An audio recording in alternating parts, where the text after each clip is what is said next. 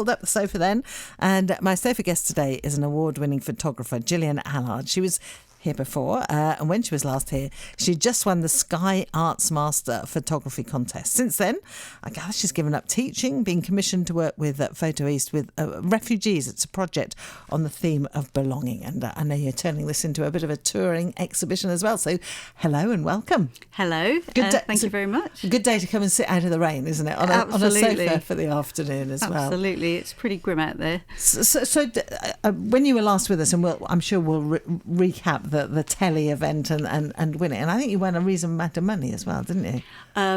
I did. I won, it was advertised that I won €150,000, but after the interview, I found out that I was going to be taxed at source.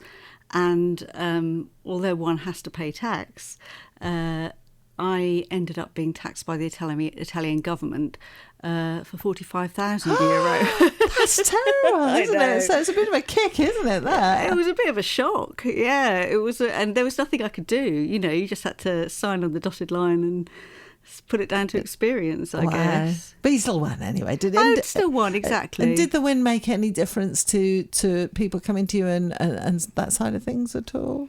I suppose so. It gave me. It obviously raised my profile. It had to, didn't it? But, you know, being on TV is a bit like, or being in a reality TV show, which it really was, is a bit like being in a bubble. And the win was amazing, and it did obviously create some other opportunities for me, like the Photo East project. But I also had to come back to real life, and nothing there had really changed, you know. So so I've had to sort of juggle a few things, you know. But I'd say my life is more interesting now, perhaps, and it's given me the opportunity to explore projects that I wouldn't have been able to do, really, you know. It has been a great thing, really. And the confidence, because you won, I guess that gave you the confidence to do it. So, I'm interested that you gave up teaching, because you've taught for a long time, haven't you? But did you feel it was getting in the way of things you wanted to do? Well, I think that was a bit of a gamble.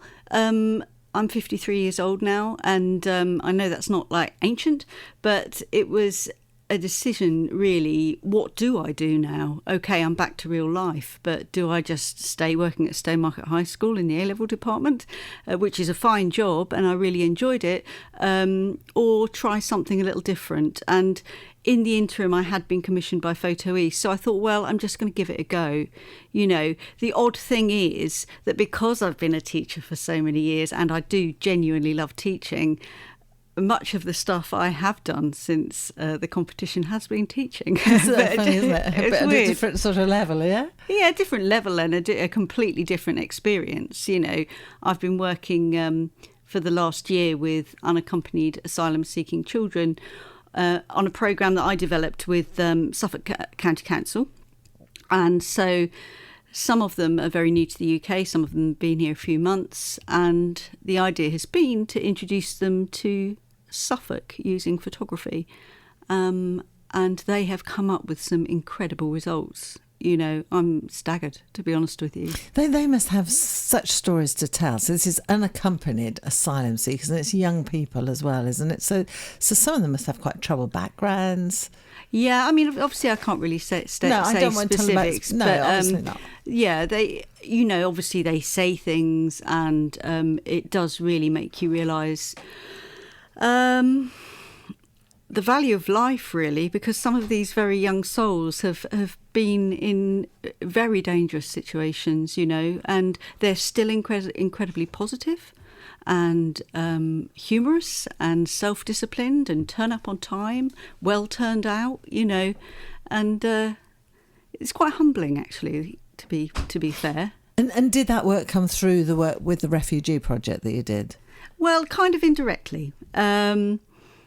So I did the refugee project with Suffolk Refugee Support. Should we start there? Let's start there, because otherwise okay. I'm going to work backwards. So you give up teaching, and Photo East come to you and say they'd like you to do a project with refugees, and I think the theme was belonging, wasn't it? So the umbrella theme for the whole festival was belonging, and I and a number of other photographers worked around that given theme. But Photo East wanted somebody to specifically work with the local refugee community.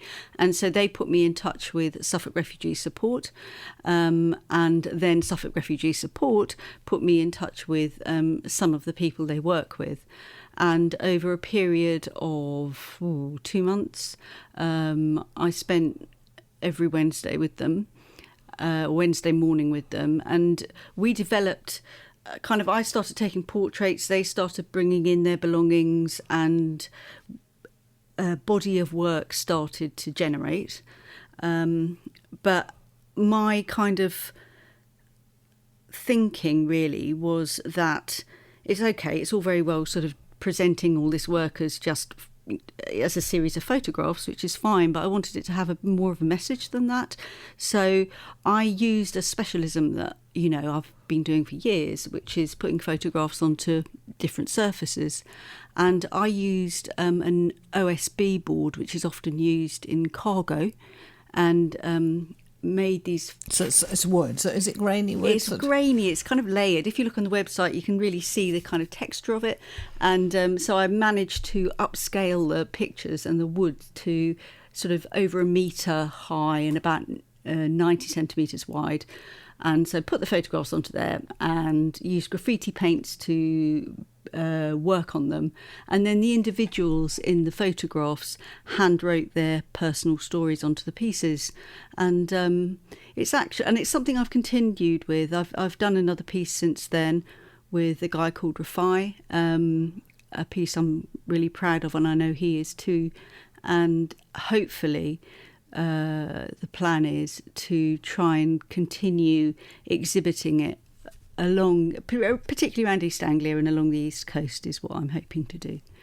Did you learn a lot? I mean, I'm guessing you probably hadn't met refugees and heard their stories beforehand. No, I hadn't at all. I'd led quite a sheltered life, if I'm honest. Well, like most of us, really, isn't it? Yeah. And you're not clueless, but I guess you kind of are. So I'm just drinking tea, and I remember the first day I went in to meet the people, and I suppose I felt not intimidated, but I just felt like, how are we going to do this? Because we hadn't got an interpreter at the time, and it was hard to kind of convey kind of what I wanted to do. So in the end, I just took my portable studio in, and we just took lots of pictures of them and then with their kids, and just had a lot of fun, and they did a bit of photography too, although that didn't end up being the focus of the project.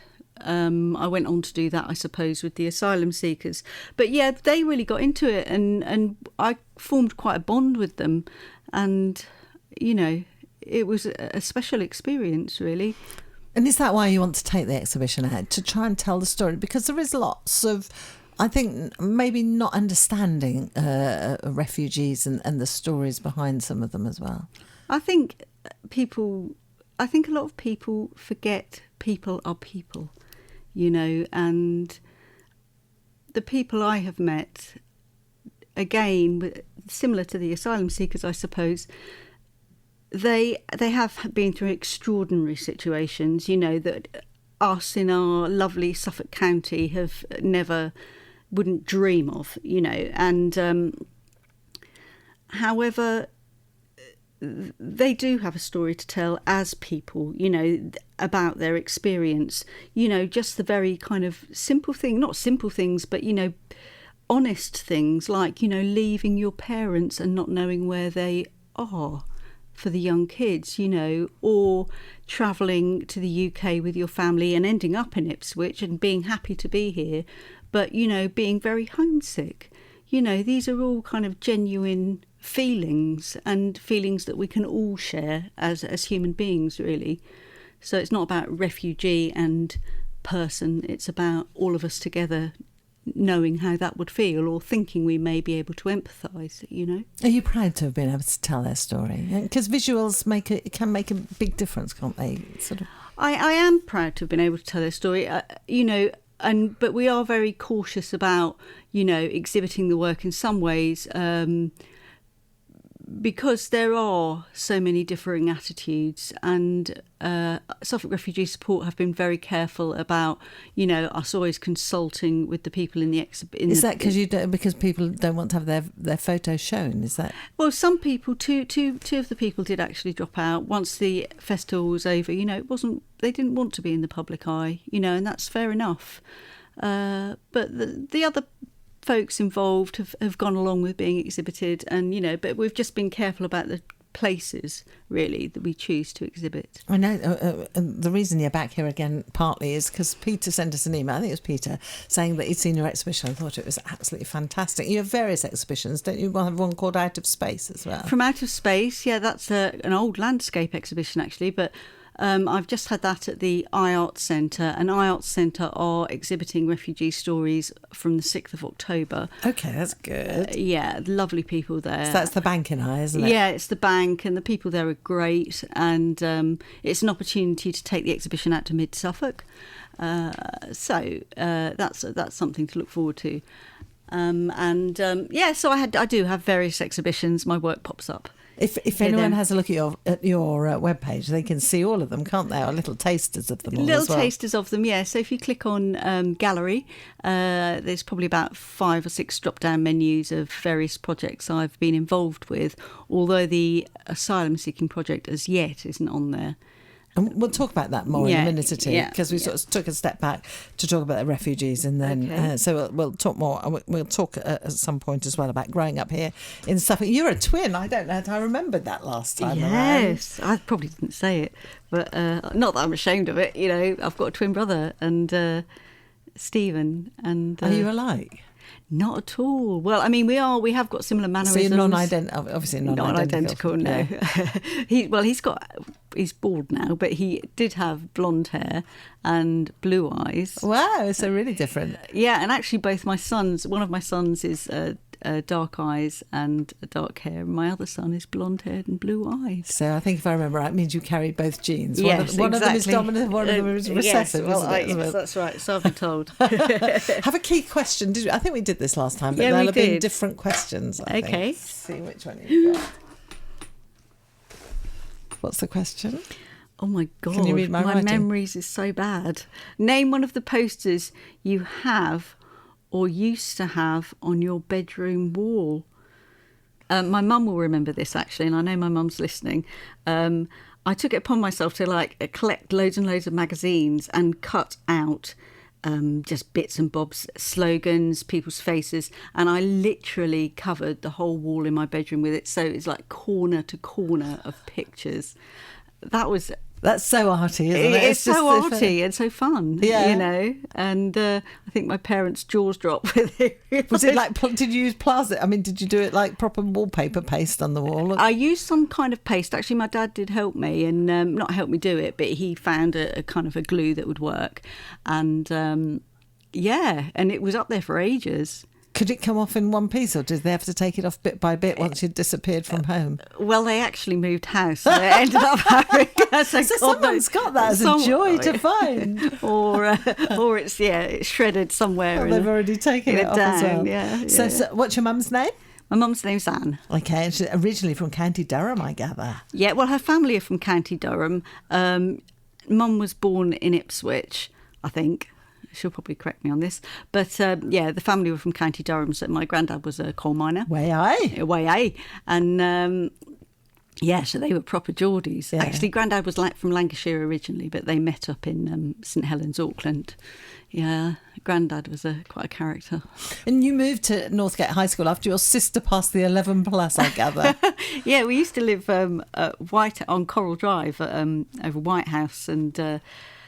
that was back in the 70s when you'd have mass gangs of kids on the street playing rounders and roller skating and reenacting the Olympics when the Olympics was on. It was really good fun. Did you do high jump when the Olympics was on with your mum's? Yes. With your mum's clothes prop? All that sort of thing. And we used to do leapfrog, and that was one of our Olympic sports, and skipping. we did all the same as well. It was really great. But Mel passed the 11 plus, so we all had to kind of up sticks and move to East Ipswich, which was still lovely, but just you didn't get that kind of huge kids hanging out on the street type thing, which I think we all missed, actually. We still talk about it. I'm talking about it now, look. So. And as a twin, did you and your brother mix together or not? Or yes and no. I mean, we've always had quite a close bond, I suppose, but socially probably not. When we were growing up, Stephen, I hope he doesn't mind me saying this, Stephen was quite shy and I was quite gobby. So, it was a different dynamic, really. And then my younger brother came along, and Nick and Stephen obviously, shared things together as the boys, so, there's 4 of us, so it's enough to go round. And was art always part? I mean, you mentioned the collage on the wall, so making a whole wall collage, which is really cool, isn't it? I might do it tomorrow, I think. It does look we really all want to fantastic. do it, shouldn't we? So, but was art, because you didn't go on and do art straight away, did you? No, art had always been I'd always loved drawing, I suppose. And when I was 14 at Northgate at the time, there was a really great guy there called Mr. Lum, who had a photography department, and photography was like a revelation to me. And I was lucky enough to do it for a CSE, and then and I just stuck with that, really, because it was something I felt an affinity for. But school was a bit of a funny time, really. I didn't do very well in my A-levels. In fact, I failed them. And so I then, not terribly long after, I did a couple of factory jobs in Ipswich. And Trivial Pursuit. Yeah, I put that down. I'm sure I'd had a couple of glasses of wine last night. I think that's very good. I'd like, tell me all these things in your notes. Yay. So I used to work at the Drift in Acton, packing Trivial Pursuits.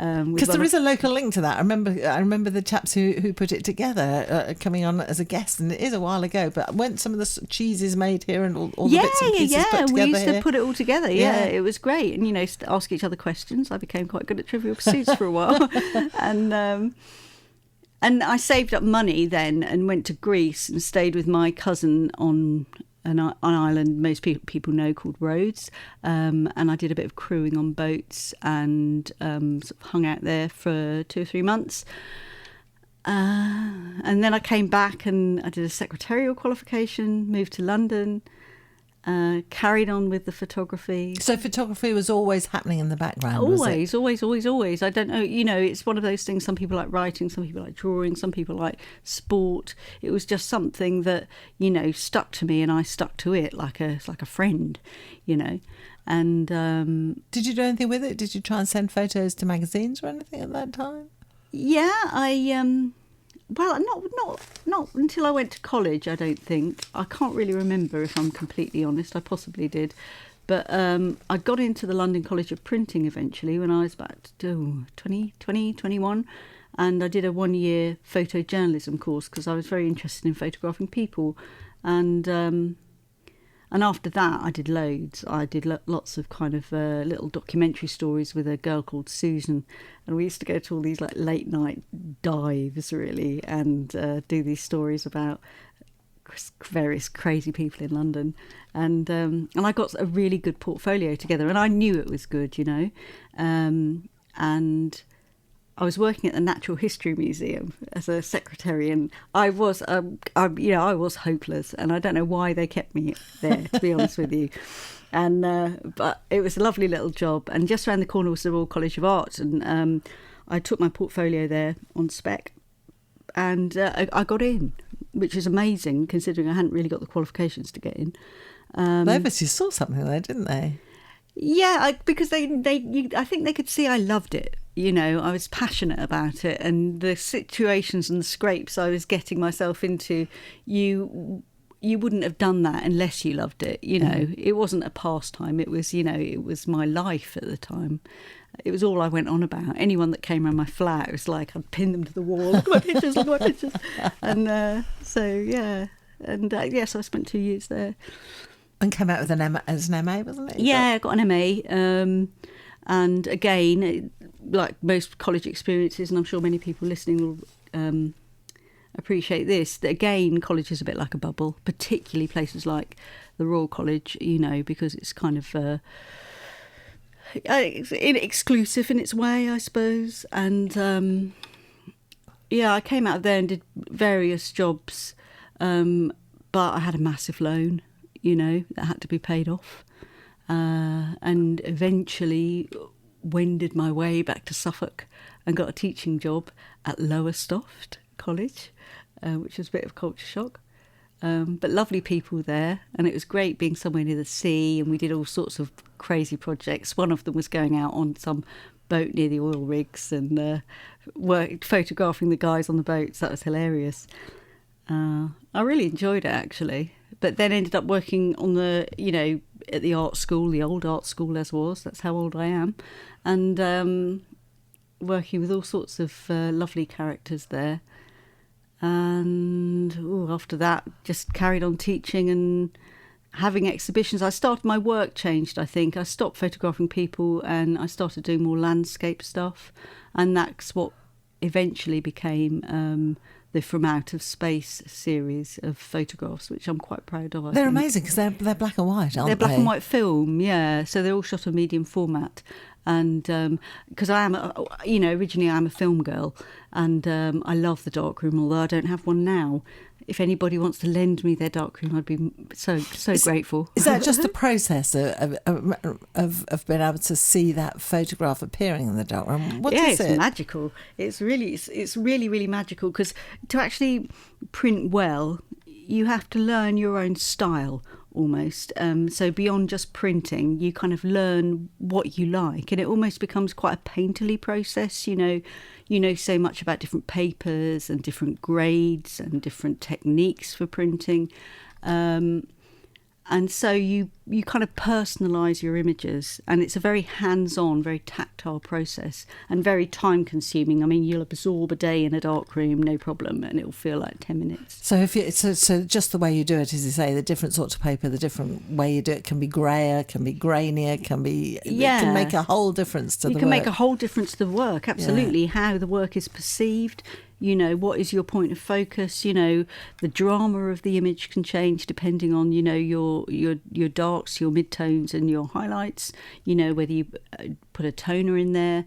There's all sorts of things, and it's a really beautiful process, But as I say, it's time consuming. So as a photographer, when you go to do some work, you're not there just to try and replicate what you can see. You're turning it into a work of art, are you?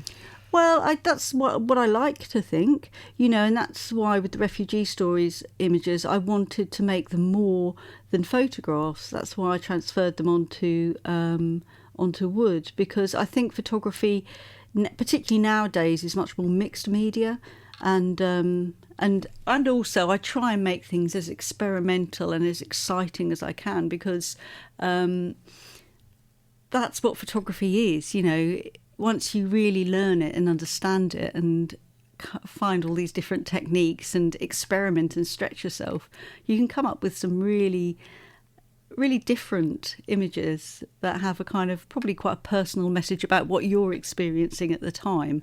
That's for personal work. But even I'm doing a project with a lady soon who's a doctor, and one of the reasons she wants to enhance her website, she wants new pictures, but she wants that kind of experimental approach to her website, to actually draw people to the website. So you'll make you sit and look and think, as opposed to just seeing a photograph and sort of maybe not take it in, but there, because it's different, you stop. Well, we've talked lots, and I've kind of found out a lot about her practice, and she's looked at my work, and we've kind of together come up with some themes we think could work. It's really exciting, and so that's something I'm looking forward to, actually.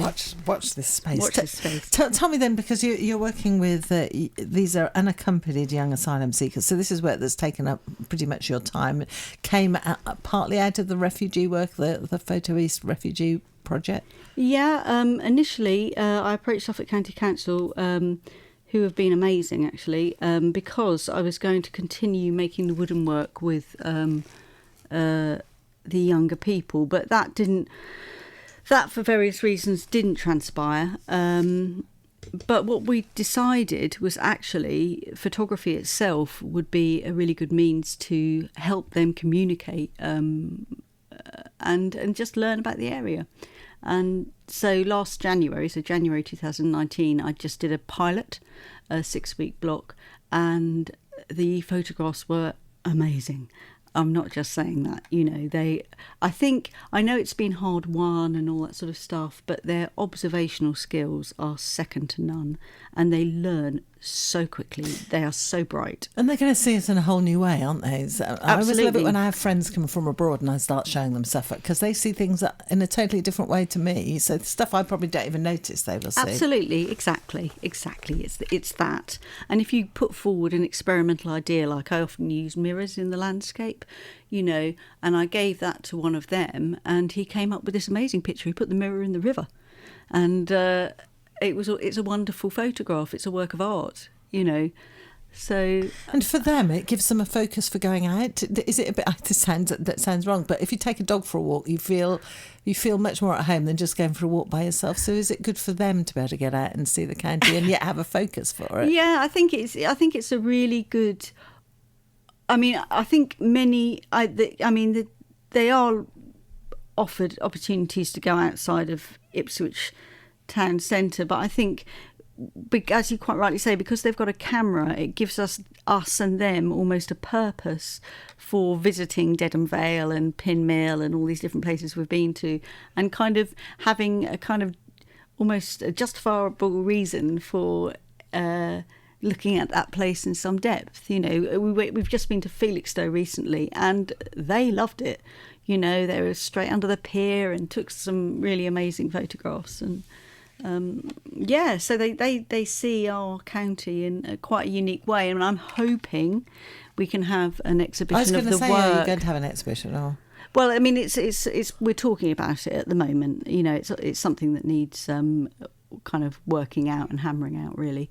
But it would.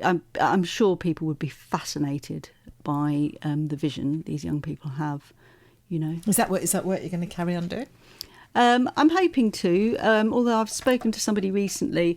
I've spoken to a couple of arts organisations recently, actually, and as part of the project, we went to the skate park, and the skate park kids at the skate park are lovely, and they're really interested in photography as well. And a lot of them don't enjoy school or don't go to school, or or have a kind of a weird relationship with school and don't have much access to the arts. So I've been talking about making the project kind of a bigger youth project. Yeah, so including more young people. Interesting. See, as you say, you went away from teaching and now look where you are. But you're not having to follow a syllabus or anything, are you? No, I'd have to go to staff meetings, Final key question. One more key question. One more in a minute or two. What would be your last meal? Bottle of wine, I reckon. Have you got a favourite? I'm going to rewrite these quick questions because it is a bit sort of doom laden, isn't it? Well, if you could have your favourite meal tonight, what would it be? Curry, probably. Curry or steak. Would you make it or go out and get it? That's the question. I'd probably go out and get it. I'm sure Indian restaurants make a better curry than I do. But my mum makes quite good curry, so and I'm seeing her this evening. Okay, and she's popping around and she's thinking, oh, bother, I've just done shepherd's pie. I'm going to have to turn it into a curry tonight. Sophie guest with us, Gillian Allard, award-winning Ipswich photographer, last time 2017. It was a Channel 4 programme, wasn't it? No. Sky Arts. Sky Arts, I'll get into trouble. So just take me through, because you won. It was 10 weeks, you had cameras follow you, you travelled the world, didn't you? Well, it was, basically myself and 11 other people were chosen out of a pool of about apparently 4,000 people, and I ended up in quite in a space of about 3 weeks going to Rome, and it was all based in Rome, so in the television studios in Rome. But it was like a bake-off for photographers, I think. It's the best way to describe it. And every week you were set almost an impossible task. And each week somebody would be knocked out. And but a lot of the tasks, as you say, were in different countries around Europe, So it was like a conveyor belt, somebody would get knocked out, you'd get another task, you'd have a day to research or a day to rest, then you'd fly out, you'd do a day photographing, then you'd come back, you'd edit, you'd have Sunday off, somebody would get knocked out. It was literally like a gerbil wheel of activity. It must have been really surreal. It was crazy. I mean, the most surreal thing was being followed around by a cameraman and a journalist, constantly. They wouldn't leave you alone. And photography for me has always been a bit of a loner's pursuit, so it was a hell of a shock to the system. You didn't ever forget that they were there? I did at times. I mean, I had to. Sometimes I just thought, to hell with it. I'll just get on with it, and they can film me, and not worry about it really. I mean, it was the only way to go, because otherwise you kind of drive yourself mad. Does my bum look big in this? Is that my right side? You just had to just get on with it in the end, after the initial kind of shock of it was over, I guess. And what was it you think that saw you through? Why do you think you won? It's a good question. I had some really good support back home, which I know we all did, actually. Everybody was constantly on the phone with their friends and families and partners and stuff. So we were all very lucky in that respect. But I think on a personal level, I was a lot older than the rest of the people on the programme, and I wasn't quite in the youth clique, although I got on pretty well with everybody. And once I'd got over the I don't want to be here, I want to go home, which took about 2 or 3 episodes, and I hung in by the skin of my teeth. After that, I just decided to treat it like a job. And so I became quite disciplined. And that's what saw me through, just resilience, really. So it's like a job, was it? So you're doing it, you said, right, this is your task, I'm going to go out and do it. And I'm going to go out and do it, and I'm going to do it to the best of my ability. I'm going to come up with something original, and if I'm not happy with what I've done, I'll recognise that as quickly as I possibly can and rectify the problem, not get emotional about it. So you become a bit like a robot. Not spend your whole life thinking, I might be going home. Well, I think that's what happened in the first 2 or 3 weeks. It was just horrible. Yeah. And then after that, it became a lot harder and a lot more competitive. But yeah, kind of resilience and gin, I think. Were you surprised to win? I mean, what? Yes and no. Because I'd won a few of the rounds, and I knew that the final hadn't gone badly for me, I knew I was in with a good chance. But nothing prepares you for that, really. And they did that horrible thing where they say, and the winner is, and it just the silence went on for an eternity. And then they said my name, and that was just incredible. Oh, can you still see it on YouTube? Is it? I must go back and have another look at it. I must have done it. I don't know, actually. I tend not to look at it, I don't know why, but I suppose it's because I've experienced it. But because you know what it felt like inside. Yeah, exactly. Yeah. It's very exciting. Which was your favourite photo you took of the whole series? I liked the Erotica Week. One of those images I still really love, and one of the images from London Fashion Week I was very proud of. Have you still got them, or did they keep them? They had total copyright over your images, sadly. Sky have got it sewn up. They're not stupid. And so I can't, although I can have the pictures on my website, I can't sell them. They're not my pictures. I wonder if they've got them up in one of their buildings. They've exhibited them, actually. So I went to an exhibition in Modena in Italy in 2018, and they had an exhibition of the work, and they produced a book of the programme, so I've got that. And people asked me for my autograph, which was absolutely bizarre. So what do you want what do you want that for? But anyway, so lots of interesting things. Were you just taking photos? I did take one. I'll have a look in a minute. That's all right, that's fine. So do you use digital these days, or still film? No, I'm totally digital now, which is a bit of a bummer. And so I am looking for a film outlet, because but black and white specifically, because I like working in the darkroom. So that's a little personal ambition I have. And your studio's on the waterfront, isn't it, these days? No, that was closed. Oh, really? Yeah, okay, so I'm kind of between studios at the moment. Between studios. And so again, it's something I've been talking to somebody about, finding a new premises, basically. Watch this space. Watch this space, yes. So you work from home, I guess. I do, yeah. As well. What ambitions do you have then? So we more work with the young asylum seekers? Well, yes, and kind of... I'd really like to broaden that project out to other young people that perhaps don't have much access to the arts locally, and or a bit like me, had a bit of a struggle at school, because photography is a great way to communicate, whether you're a kind of an artiste photographer or somebody who just takes pictures on their phone. You don't have to be good with words to be a photographer, do you? I mean, because it's like everything, everyone has different skills. Everyone has different skills, but everyone's got their own unique vision, and you see some amazing pictures on Instagram, just people living their lives. And it's a communication tool at the end of the day. Are you on Instagram? I most certainly am. So Gillian Allard Photos. So if anyone wants to find out more, Gillian Allard Photos on Instagram, Facebook, Gillian Allard again, and Gillian Allard's Creative Camera Club. I run a camera club, which is hilarious, and we do all sorts of crazy things, so have a look. Can people sign up for that? They can. I'm about to put a new tab on my website so people can sign up for that. And at the moment it's been word of mouth, but it's a really, really good fun. We let off flares and go out at night time and do all sorts of manoeuvres. Fantastic. Yeah. It's good because we've all got these cameras, but a bit of skill, a bit of learning is That's quite what people a good thing, want. isn't it? As well? Yeah, exactly. And web address? It's www.gillian-allard.com. Okay, and I'll put a link, or you'll put a link on my Facebook page. Yeah, certainly. Final key question, see what we come up with this time. Okay, all right, now I just picked up a key and no question. No, has it come off? They are falling apart, I have to say. Oh, right. Do I have a tattoo? No. Do you not? No. Would you like one? No. Okay, well, that was simple then, wasn't it?